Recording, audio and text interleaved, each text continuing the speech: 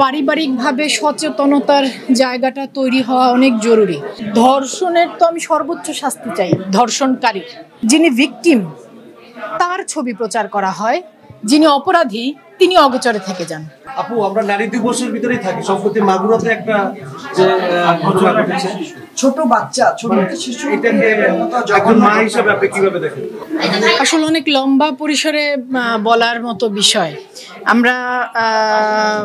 আমি এর আগেও একটা জায়গায় কথা প্রসঙ্গে বলেছিলাম যে আমাদের পারিবারিকভাবে সচেতনতার জায়গাটা তৈরি হওয়া অনেক জরুরি। যে বিষয়গুলো আমাদের সবচাইতে বেশি গুরুত্বপূর্ণ সেই বিষয়গুলোকে আমরা এতটা আড়াল করে রাখি।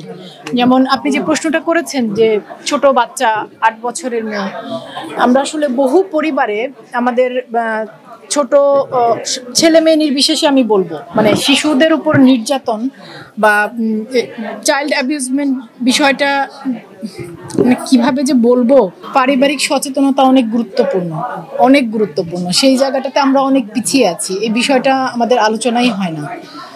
আর মানুষ হিসেবে আসলে আমি জানি না আমরা কিভাবে এত পেছনে উল্টো পথে হাঁটছি, এত নৃশংস, এত হিংস্র, এত বর্বর আচরণ আমরা কিভাবে করতে পারি। আমি জানি না। আসলে আমি পুরুষ হয়ে ধর্ষণকারীদের যেমন শাস্তি চাই, নিশ্চয়ই আপনারাও নারী হিসেবে, শিল্পী হিসেবে একটা শাস্তি অবশ্যই চান। সেই শাস্তিটা আসলে কি হওয়া উচিত? আমি তো মানুষ হিসেবে শাস্তি চাই, সকল অপরাধীর বিচার হোক, এটা একটা মানুষ হিসেবে আমার চাওয়া। আর ধর্ষণের তো আমি সর্বোচ্চ শাস্তি চাই ধর্ষণকারীর। অথচ আমাদের এখানে যে চিত্রগুলো দাঁড়ায়, আমি কিন্তু এই সকল কিছুর পরও আশাবাদী যে একটা সময় যে আপনাদের মতো যারা বলছেন, আপনাদের মতো মানুষদের হাত ধরেই আসলে সময়টা বদলাবে, চিত্রটা বদলাবে। যে যারা হয় কি, এখন পর্যন্ত আমাদের সংবাদ মাধ্যম, গণমাধ্যম, সোশ্যাল মিডিয়াতে যিনি ভিকটিম তার ছবি প্রচার করা হয়, যিনি অপরাধী তিনি অগোচরে থেকে যান। যিনি ভুক্তভোগী তার সাথেই যখন আসলে হয় কি যে তাকে আইডেন্টিফাই করা হয়, তখন সামাজিকভাবে, পারিবারিকভাবে সেই মানুষটিকেই, সেই শিশু, আসলে আমার বলতে এত অসুবিধা হচ্ছে কারণ আমি কি বলবো, আমি আসলে মানে সেই সন্তানের পরিবারকে, তাদের পরিবারকেই এত ভোগান্তির মধ্য দিয়ে যেতে হয় সামাজিকভাবে, পারিবারিকভাবে, আইনগত সহযোগিতা পাচ্ছি না।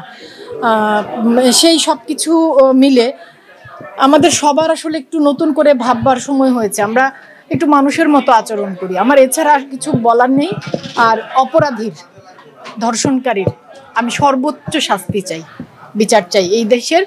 এটা আসলে নারী হিসেবে না, কোনো মা হিসেবে না, একজন মানুষ হিসেবে আমাদের সকলেরই তো চাইবার অধিকার আছে।